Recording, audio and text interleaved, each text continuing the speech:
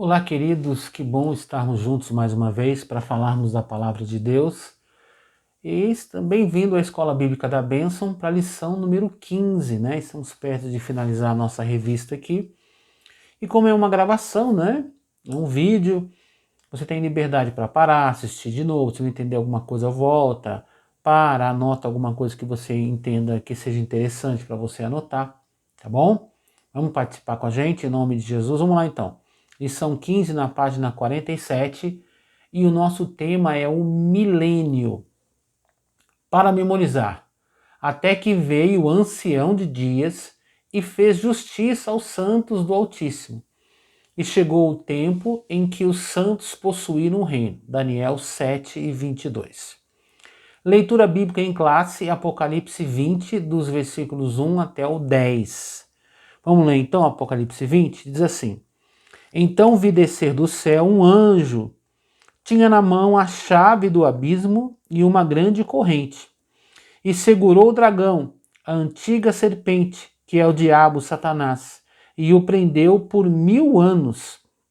Lançou-o no abismo, fechou-o e pôs selo sobre ele, para que não mais enganasse as nações até se completarem os 1000 anos. Depois disso, é necessário que ele seja solto pouco tempo. Vi também tronos, e nesses sentaram-se aqueles os quais foi dada autoridade para julgar. Vi ainda as almas dos decapitados por causa do testemunho de Jesus, bem como a causa da palavra de Deus. Tantos quantos não adoraram a besta, nem tampouco a sua imagem, e não receberam a marca na fronte e na mão, e viveram realmente e reinaram com Cristo durante 1000 anos. Os restantes dos mortos não reviveram até que se completassem os 1000 anos. Essa é a primeira ressurreição. Bem-aventurado e santo é aquele que tem parte na primeira ressurreição. Sobre esses, a segunda morte não tem autoridade.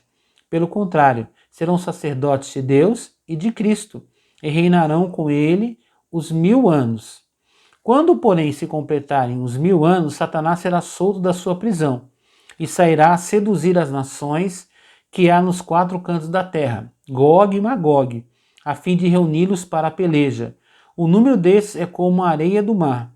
Marcharam então pela superfície da terra e sitiaram o acampamento dos santos, e a cidade querida desceu. E a cidade querida. Desceu, porém, fogo do céu e os consumiu.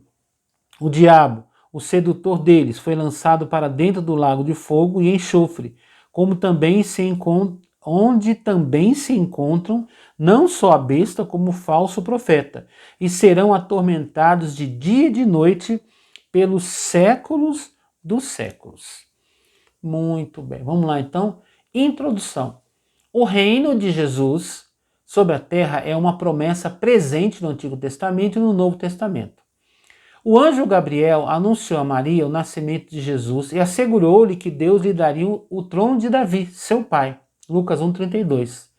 Daí a importância dos evangelistas Mateus e Lucas em provar, pela genealogia, que Jesus descendia do rei Davi, segundo a carne.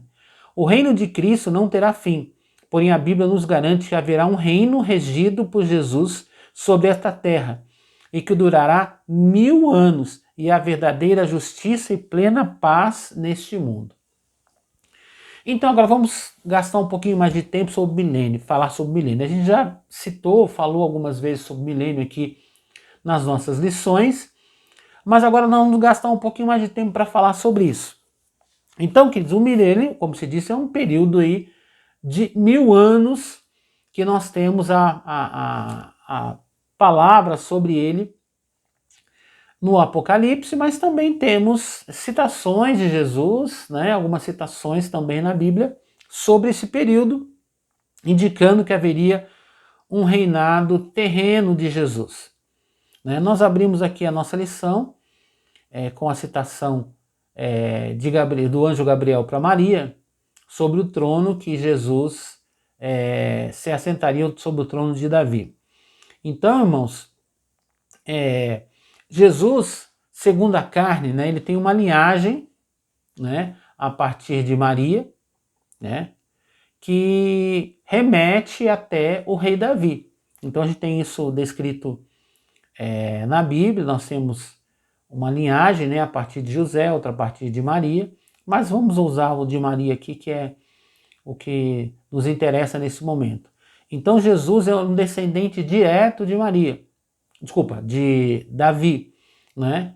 E por ser um descendente de Davi, também pleitear o trono do rei mais conhecido na história de Israel. Quando fala o reino de Davi, foi as promessas que Deus fez para Davi, né? Jesus mesmo era reconhecido como filho de Davi, né? Então é interessante porque havia uma honra em Israel em ser um filho de Davi, principalmente alguém que reinasse, né? Como reinou Davi. Mas aqui, irmãos, o reinado de Cristo é um reinado diferente. Vai chegar um momento em que Jesus será o Senhor de toda a terra, todo o universo, né? Ele já é o Senhor, mas assim, de uma forma completa, com domínio pleno. Porque até então ele tem permitido que as pessoas meio que façam o que eles querem, né? Por conta própria, mas é o tempo ainda da permissão, o tempo da misericórdia. Mas haverá um momento em que ele vai reinar na terra. Esse é o período chamado milênio. Posteriormente vai continuar reinando, né? Mas nesse momento, um governo na terra chamado milênio. E é um governo que é prometido como um governo de paz, de harmonia, de justiça, para as pessoas entenderem como deveria funcionar, né? Qual era o plano original de Deus para a humanidade. Como assim o plano original, pastor? Porque quando Adão pecou, né, e Eva, eles contaminaram, né, a descendência com o pecado, com morte, com mentira, enfim, com tudo aquilo, essas porcariadas que nós conhecemos aí. Mesmo que eles não tenham praticado tudo isso, mas um abismo chama outro abismo. Quando Deus colocou o homem e a mulher no jardim do Éden, né, ali era um governo, né, teocrático, né, Deus estava no controle, mas ali estavam aqueles representantes de Deus para cuidar, para governar, para multiplicar, para dominar sobre a terra, para ser tudo bonito, tudo em paz, tudo correto. Mas o pecado contaminou, né, a humanidade, e a humanidade vem sofrendo desde então. Quando Jesus vier, haverá na terra um governante, um líder, que vai fazer tudo com justiça, da maneira correta, da maneira equilibrada, um reino de paz. Será um período especial. A gente vai ver aqui alguns detalhes da nossa lição e a gente vai explicando para você poder entender melhor, tá bom? 1. A prisão de Satanás e a ressurreição dos vencedores da besta.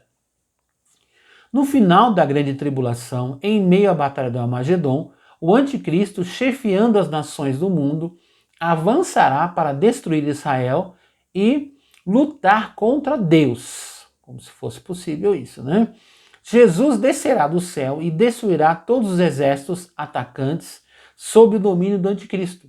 Nesse tempo, o anticristo e seu falso profeta serão lançados vivos no lago de fogo e enxofre, e Satanás ficará preso por 1000 anos. Temos aqui as referências, né? No período do milênio, a terra estará sob total controle e governo de Cristo. Após a prisão de Satanás, um grupo é trazido de volta à vida. Foram os decapitados que não adoraram a besta nem a sua imagem e não receberam sua marca. No final da grande tribulação, eles ressuscitarão para reinar juntamente com Cristo durante o milênio. Atenção, apesar de essa ressurreição acontecer anos depois daquela que precedeu o arrebatamento, ela também faz parte da chamada primeira ressurreição, que está citada lá em 1 Tessalonicenses 4,13. Então, para a gente entender, né, nós estudamos aqui já a grande tribulação, primeira parte, segunda parte, vimos a figura aí do falso profeta, do anticristo, né? As duas testemunhas. Agora a gente está vendo o quê? Que a grande tribulação está encerrando. Por que ela está encerrando? Porque é o momento, é o ápice, quando o anticristo lidera o exército representado pelo mundo todo, né? Quando falo não o mundo inteiro, mas pessoas do mundo todo, que vão tentar destruir o povo de Deus, cercar a cidade de Jerusalém e trazer uma grande destruição, um exército inumerável, né? Muita gente, talvez como a gente nunca viu em toda a história. Neste momento, Jesus desce pessoalmente à terra. Lembra que a gente já estudou. Ele vem nas nuvens, arrebata a igreja, ressuscita, né, aqueles vencedores que morreram antes da sua vinda, né, aqueles salvos vencedores, ressuscita, arrebata os que estão vivos aqui na terra, comprometidos com ele, para o julgamento que a gente vai ter lá, que a gente chama o Tribunal de Cristo. Enquanto isso, 7 anos de grande tribulação aqui na terra que nós já estudamos. O que acontece? Nesse período, irmãos, Satanás está deitando e rolando aqui, através do falso profeta, através do anticristo, enfim, está fazendo uma bagunça que nós já estudamos. E ele aí, nesse momento, o anticristo está com vamos dizer, a faca e o queijo na mão para acabar, né, com as coisas de Deus. Irmãos, entenda uma coisa. A gana de Satanás é destruir aqueles que representam a Deus. Você, eu, todos nós cristãos, não só agora, os santos, desde o Antigo Testamento, no Novo Testamento, o objetivo de Satanás sempre é destruição. Jesus falou em João 10:10, né? O ladrão vem senão para matar, roubar e destruir. De vez em quando ele enrola, engana, seduz, faz de amiguinho, faz de bonzinho, como o anticristo fez no começo também. Mas o objetivo é separar as pessoas de Deus para levá-las para o inferno, para que as pessoas se percam. Porque nós somos a imagem e a semelhança de Deus, somos queridos de Deus. Né? A prova desse amor de Deus, que ele enviou seu próprio filho para morrer no nosso lugar. Lá, acho que tem essa citação clara lá em João 3,16, Evangelho de João. Então, Satanás ele tem uma revolta muito grande por esse amor, esse carinho, por sermos feitura de Deus. Então, o que ele puder fazer para destruir. E quando ele cerca ali na grande tribulação, o anticristo está cercando o povo de Israel, o povo de Deus, é aquele momento que ele fala, agora acabo com tudo isso, eu destruo tudo. Mas, irmãos, quem escreve a história não é o diabo. Quem escreve a história é Deus. Viu? É Deus quem está escrevendo a história. E Deus já deixou escrito lá, né? Que no momento mais perigoso para a história do povo de Deus, o que vai acontecer? O Senhor Jesus vem defender o seu povo. Ele vai descer pessoalmente à terra e vai aniquilar os inimigos de Satanás. Desculpa, os inimigos de Deus, os parceiros do capeta, né? Vai aniquilar, vai morrer todo mundo. Né? Aquele grande exército, toda a estrutura dele vai se acabar. Não vai precisar nem ter guerra. Uma palavra do Senhor, a presença do Senhor vai trazer destruição para os inimigos de Deus. Satanás será preso, a besta, né, o falso profeta e o anticristo serão já lançados no lago de fogo e vão aguardar, né, o seu mentor, que é o capeta, porque depois ele vai para lá também. Né? Mas durante 1000 anos ele vai ficar preso. E aí vai começar o governo de Cristo. Tá bom? Vamos lá então. Vamos avançar aqui na nossa lição. No finalzinho da página 47 diz assim, ó. Item 2. Milênio, reino de justiça e paz. No decorrer da história da humanidade, Deus tem tratado com o homem de diversas maneiras, em variadas etapas que chamamos de dispensações. Dispensações são períodos, épocas, né? Que são inocência, consciência, governo humano, promessa, lei, graça, que no caso é a igreja que é atual, e a do reino, também chamada de dispensação da plenitude dos tempos, Efésios 1:10. Essa será a 7ª e a última dispensação onde se encaixa o milênio. Cristo virá pessoalmente na segunda fase do seu retorno em glória, com a igreja já arrebatada, sobre os remanescentes das nações, para reinar durante 1000 anos em que Satanás estará preso. Com o estabelecimento do milênio acontecerá o julgamento das nações, Mateus 25, 31 a 34. Uns serão colocados à direita e outros à esquerda do Senhor. Cada grupo de acordo com o seu destino, Mateus 25, 37 a 46. A base do julgamento será o trato que as demais nações deram aos judeus, o povo de Deus, Isaías 2:3, Miqueias 4:12, Apocalipse 21:24. O propósito desse juízo é determinar quais as nações terão parte no milênio. O julgamento das nações começa na tribulação. O trono do juízo de Cristo, nesse caso, é apenas a consumação desse julgamento. No milênio, a igreja reinará com Cristo.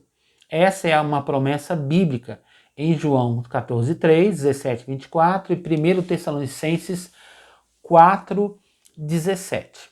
Então agora, o que nós temos, né?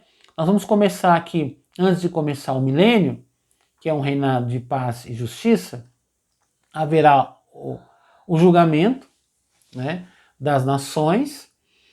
E para quê? Para separar aqueles que vão participar do milênio, vão estar com o Senhor, lembrando que haverá uma categoria de pessoas que vão reinar com Cristo. Quando o termo reinar com Cristo quer dizer aqueles que serviram a Deus, que usaram os seus dons, os seus talentos, que se dedicaram.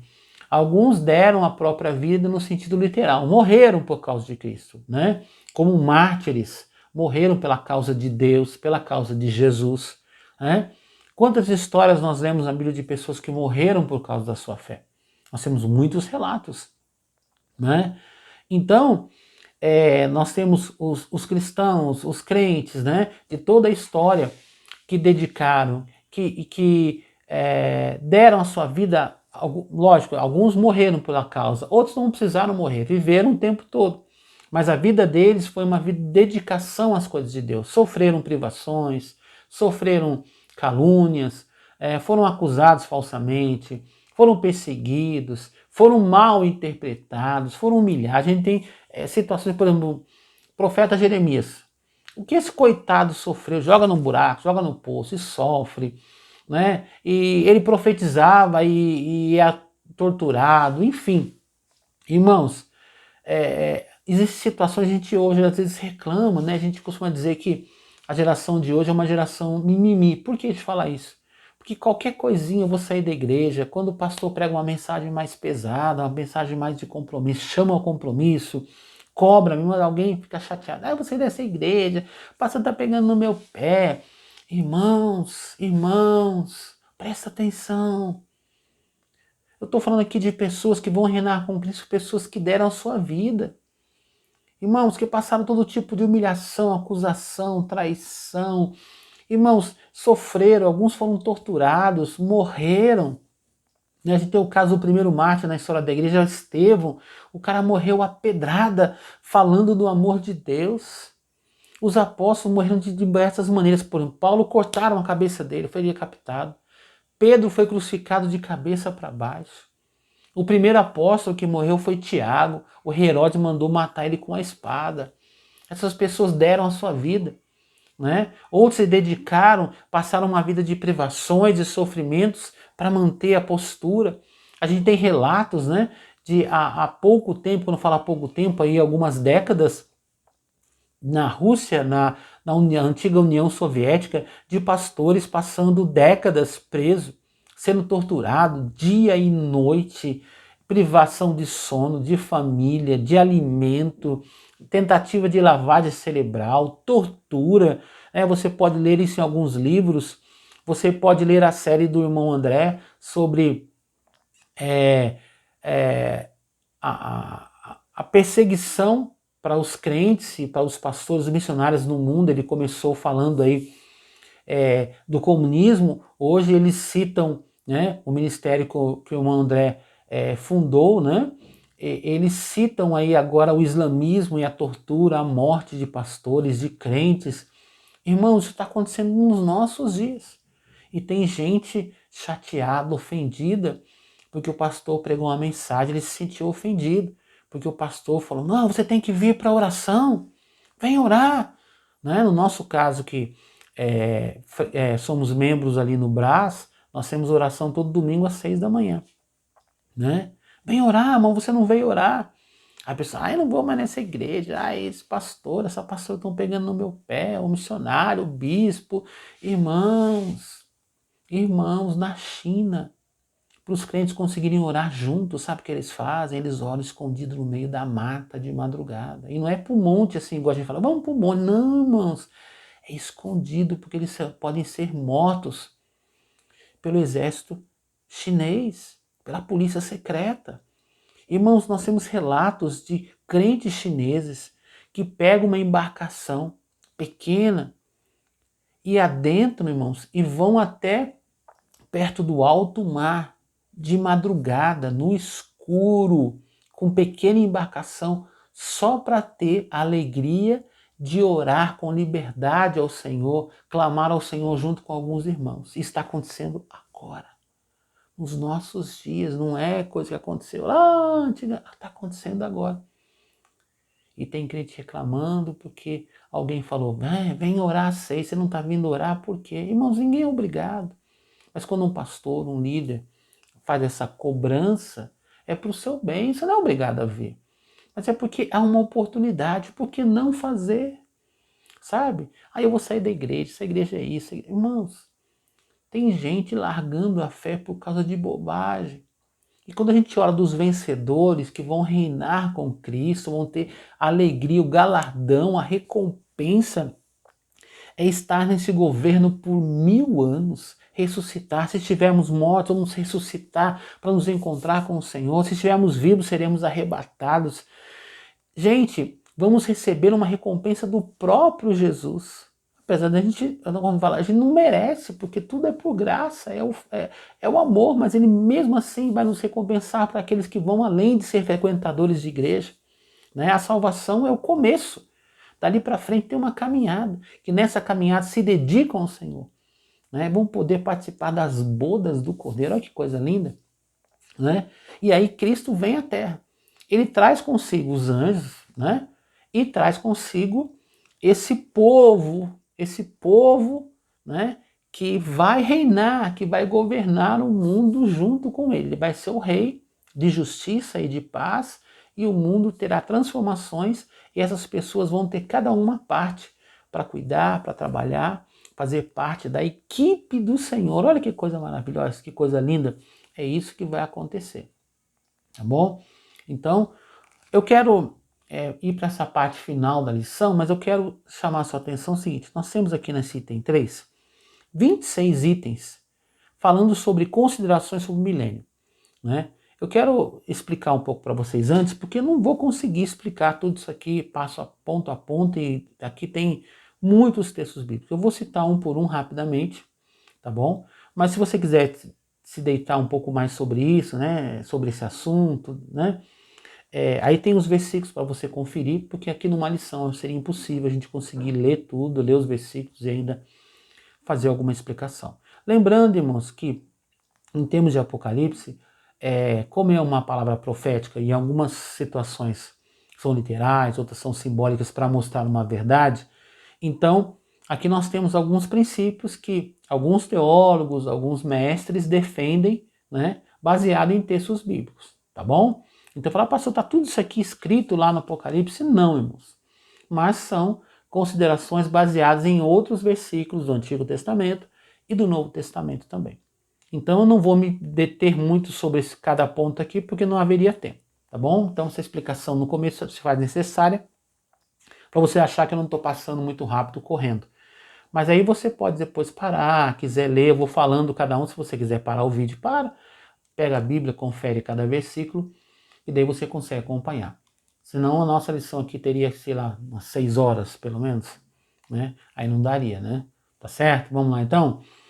Item 3 da página 48, considerações sobre o milênio. Quer dizer, o que vai acontecer no milênio? O que a gente espera que vai acontecer? O que a gente entende? O que os teólogos, os mestres ensinam sobre o milênio? Para você ter uma ideia, falar, pô, vai ter 1000 anos de Jesus aqui, vai acontecer o que aqui? Então aqui são algumas considerações, tá ok? Vamos lá então. 1.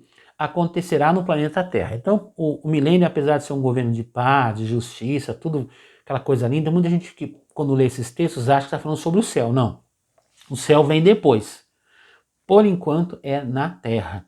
Inclusive esse ponto aqui do milênio, há uma confusão. Inclusive os Testemunhos de Jeová afirmam que isso é o paraíso para sempre. Mas não é um paraíso para sempre, é um milênio na Terra, né? Como diz o termo milênio, quer dizer 1000 anos do governo de Cristo na Terra. Tá? Então vai acontecer aqui. Mas depois disso a gente vai estudar um pouco mais à frente, que vai haver novos céus, nova terra, então tem muita coisa pela frente ainda, tá bom? Item 2, será a última das dispensações. Nós já lemos aqui no começo desse enunciado anterior, que nós temos 7 dispensações na história, e essa é a última dispensação, tá bom? O que nós temos mais aqui? Achar aqui. Item 3. Cristo reinará sobre todas as nações no sentido literal e universal. Quando fala Cristo vai reinar sobre todas as nações, a gente fala, mas ele já é o rei. Irmãos, quando a gente fala hoje de Cristo reinar, quer dizer, ele tem súditos em todo o mundo, em todas as épocas. Isso é verdade. Mas uma grande parte das pessoas não são governadas por Cristo. Elas são governadas por elas mesmas, por políticos, por doutrina de demônio, enfim. Né? No milênio, a autoridade do mundo inteiro é de Jesus sobre todas as pessoas. Todas as pessoas do mundo inteiro. Não importa a nação, a língua, todos serão governados por Cristo, tá bom? Item 4. Será um governo teocrático. O que é um governo teocrático? É um governo baseado nas leis de Deus. Apesar de que ele está reinando na terra, quando fala reinar, governar, sempre tem aquele conceito de constituição, política. Mas aqui, mano, vai ser um governo teocrático, quer dizer, são as leis de Deus que vão reger esse princípio. Como eu disse a vocês anteriormente, o plano original de Deus é que as leis de Deus governassem o mundo, mas depois, quando o homem pecou, ele resolveu seguir seus próprios instintos, seguir o seu caminho, dar ouvidos a Satanás. Aqui, no governo de Cristo, o que vai determinar a constituição vai ser a palavra de Deus, tá bom? Vamos lá. 5. Os povos participantes serão salvos glorificados do Antigo e do Novo Testamento, a igreja, e os que vierem da grande tribulação. Os povos naturais em estado físico normal, que estiverem vivendo na terra, a saber, judeus salvos, saídos da tribulação, os gentios poupados no julgamento das nações, e os nascidos durante o milênio. Então quem vai estar aqui na terra? Quem vai participar do milênio? Vai ter participação dos salvos, tanto do Antigo Testamento como do Novo Testamento, que foram ressuscitados, que esses vão participar e vão reinar com Cristo, governar com Cristo. Também aqueles que passaram pela tribulação e não venderam a sua alma para o capeta, não receberam a marca, enfim. E também vai ter o quê? Nações aqui, tanto de judeus como de outros, que vão estar aqui na terra e que não seguiram o anticristo. Que vão estar vivos quando Jesus voltar à terra. A partir daí começa o governo de Cristo, eles que vão estar aqui na terra para serem governados. E aqueles que nascerem, por quê? Como vai ser uma dispensação, um período na terra, as pessoas vão continuar casando, tendo filhos, muitas pessoas vão nascer durante o milênio, né? Então vai continuar o padrão de vida na terra, agora com o governo de Cristo, o governo de Deus, o governo teocrático, mas as pessoas vão formar suas famílias, vão se casar e vão viver as suas vidas aqui na terra durante esse período de 1000 anos, tá bom? Vamos lá então, item 6. A sede do reino será construída em Jerusalém. Então, a sede do mundo vai ser Jerusalém. O país mais importante do mundo é os Estados Unidos, já foi a Inglaterra, já foi não sei aonde, já foi a Grécia, já foi Roma, já foi a Babilônia, já foi a Síria, Atenas, enfim, sei lá. Nesse milênio, nesse período do governo de Cristo, a sede do mundo, o governo do mundo, dali vai sair tudo, porque o Senhor Jesus vai estar ali, pessoalmente, né? Não é espiritualmente, não, pessoalmente. Dali sairá todo o desígnio, toda determinação, tudo que vai acontecer sai a partir da sede. A sede do mundo será a cidade, a capital do mundo será a cidade de Jerusalém, né? Item 7. Sacrifícios e ofertas serão restaurados por Israel com a participação dos gentios. Então, haverá, alguns teólogos afirmam que de uma forma simbólica os sacrifícios serão retomados. Para quê? Não precisamos lá de sacrifício, pastor. Jesus é o sacrifício pleno, completo. Tudo bem. Mas é para lembrar a aliança que Deus fez com o seu povo, né? Muitos memoriais que nós temos na história bíblica já passaram. Mas por que se celebra? Porque para as pessoas lembrarem de onde elas vieram, né? As pessoas que não têm história, que não lembram de onde vieram, geralmente não valorizam o que têm. Então, é para lembrar a aliança que Deus fez com o seu povo, né? Vamos lá. Item 8. Os judeus tomarão posse de toda a terra prometida. Irmão, a gente sabe que faz muito tempo que os judeus foram expulsos, desde o ano 70, lá a gente já estudou isso na lição. O general Tito veio, destruiu muita gente, morreu muita gente e os judeus foram dispersos.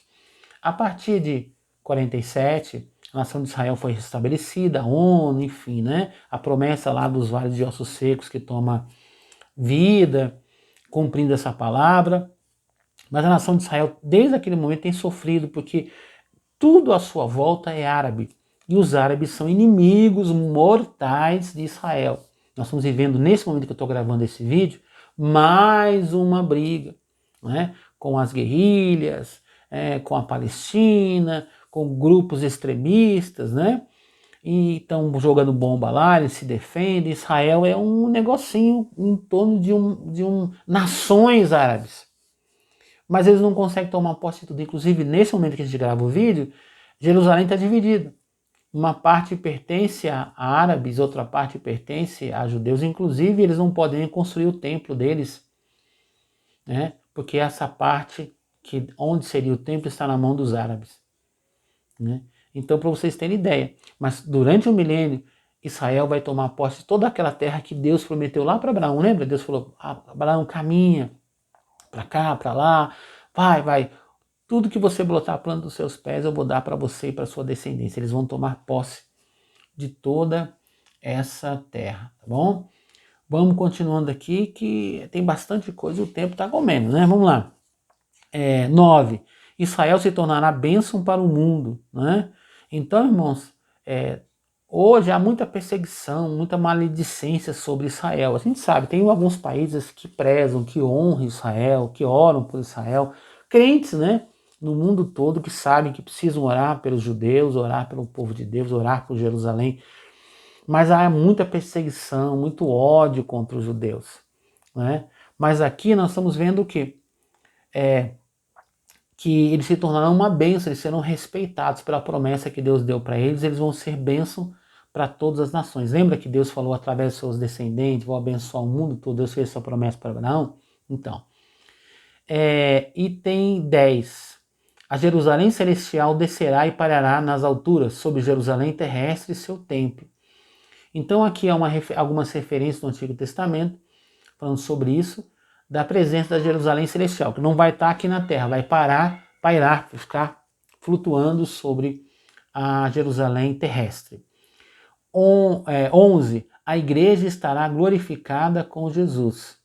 Quando fala glorificada, irmãos, fala que ela não vai ter corpo mortal mais, né? Como tem os outros seres humanos vão estar aqui na Terra com corpos também mortais, mas como a igreja foi restaurada, os crentes foram transformados para se encontrar com Cristo, então vão viver dessa maneira aqui. 12. O conhecimento sobre Deus será universal. O que quer dizer universal? Né? Quer dizer, irmãos, que todas as pessoas do mundo todo vão conhecer a Deus. Olha que coisa linda, né? Todos terão conhecimento sobre quem é Deus. Porque hoje o mundo, pouca gente tem conhecimento sobre quem é Deus. Até muitos crentes têm um conhecimento limitado, né? Mas nesse período, o mundo todo vai conhecer quem é Deus. Hoje muito conhecimento sobre Deus é proibido, eles fazem leis. Aqui no Brasil tem um monte de coisinha para tentar proibir a Bíblia, a palavra, né? Em várias partes do mundo isso é totalmente proibido, eles tentam tirar isso de todos os meios de comunicação, mas durante o milênio, o conhecimento sobre Deus vai acontecer em todo o mundo. 13. A piedade prevalecerá sobre as nações. Né, irmãos? O mundo é muito mal, muito perverso, né? Mas durante a grande tribulação isso vai ser mudado. Durante o milênio isso vai ser mudado, que Cristo vai estar no governo. 14. Não haverá tolerância para impiedade, incredulidade e rebelião. Então, haverá um julgamento justo e não se permitirá que se façam coisas erradas, né? A impiedade, a incredulidade, a rebelião não vão fazer parte, não serão permitidas no governo de Cristo. 16. Haverá derramamento do Espírito Santo, quer dizer, com o governo de Cristo, né? É um ambiente propício para que as pessoas sejam cheias, sejam abençoadas pelo poder do Espírito Santo. 17. haverá restauração e renovação em toda a terra. Irmãos, a natureza, ela foi muito atingida pela maldade humana, né? A gente vê desde o começo, quando Adão pecou, o castigo dele seria trabalhar com o suor, né, do seu rosto, conquistar a alimentação. A terra vai produzir cardos, espinhos. Então, muita coisa que a terra tem, muito sofrimento que a terra está vivendo desde aquela época até os dias de hoje, né? Ah, é o efeito estufa, é não sei o que, irmãos. Isso é a maldade do homem, está trazendo destruição sobre a terra. E lembrando que durante a grande tribulação, muitas coisas vão, a natureza vai se rebelar contra o homem e vai, enfim, trazer grande destruição. Nós já estudamos isso. Então, durante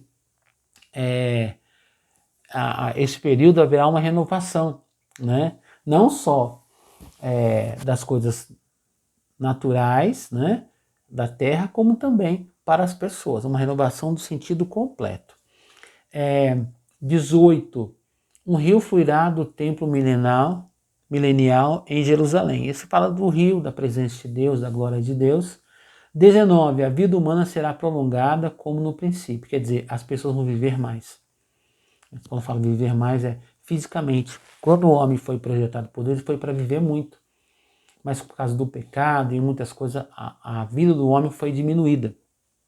Então agora, durante o milênio, a vida do homem será prolongada.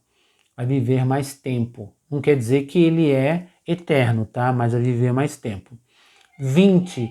O solo será fértil, né? Quer dizer, a terra vai produzir, tudo que plantar vai produzir, não vai ter, porque não vai ter fome, né?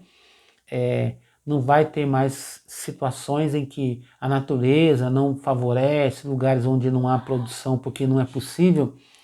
Durante o milênio tudo vai ser fértil, vai ser bom para que o homem viva do melhor, né? 21. Fertilidade no gênero humano, né? Então, os homens e as mulheres serão férteis para produzir muitas vidas, para ter muitos filhos, como antigamente, né?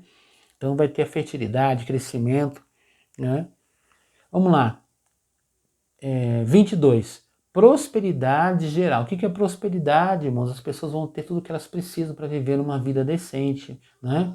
Em todos os sentidos, porque prosperidade não é só dinheiro. Prosperidade é ter o que você precisa, é ter saúde, né? É ter um equilíbrio familiar. Então essa prosperidade é muito além de coisas materiais. Alterações no relevo do solo, né? Então, Deus vai fazer mudanças no sistema da terra, né? Para que as pessoas possam viver melhor, se organizarem melhor. Mudança no reino animal, né? Então, aquilo que é fera, que é feroz, né? Vai se tornar manso, vai se tornar como animais domésticos, a natureza. A gente de vez em quando vai lá no zoológico, né?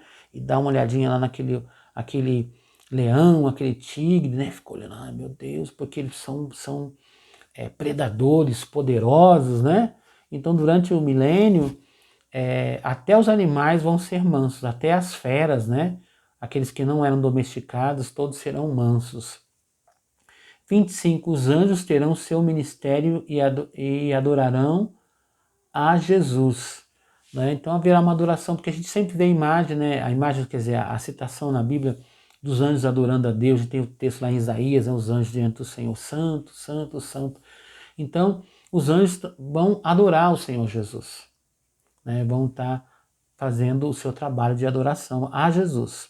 E, finalmente, o 26, será celebrada a festa dos tabernáculos, né? Essa festa tão bonita do povo de Israel vai ser celebrada, como eu disse anteriormente, para que as pessoas lembrem, né, de tudo o que Deus já fez. Então, as celebrações, as festas servem como memorial. Queridos, então, encerrando a nossa lição aqui, falando sobre o milênio, eu sei que eu passei muito rápido esses pontos aqui, é por causa do tempo. Mas vamos orar, vamos falar com Deus?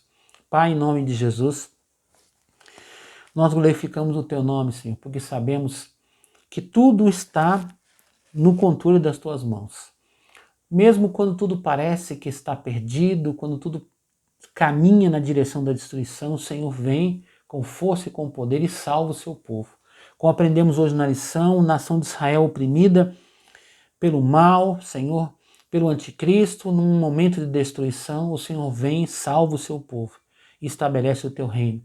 Essa é a nossa fé, essa é a nossa esperança, confiando que o Senhor vai nos salvar, que o Senhor vai nos abençoar, que o Senhor vai nos recompensar por dedicarmos a nossa vida ao Senhor. Pai, nos ajude, Espírito Santo seja o nosso companheiro a cada dia. Nós queremos ser ensinados, nós queremos ser corrigidos, nós queremos ser tratados para que a gente não perca a nossa salvação, para que a gente não perca a oportunidade de reinar com Cristo. Sim, Pai, nós te pedimos em nome de Jesus, nos fortaleça, para que possamos caminhar firmes na Tua presença, em nome do Senhor Jesus. Queridos, Deus abençoe vocês.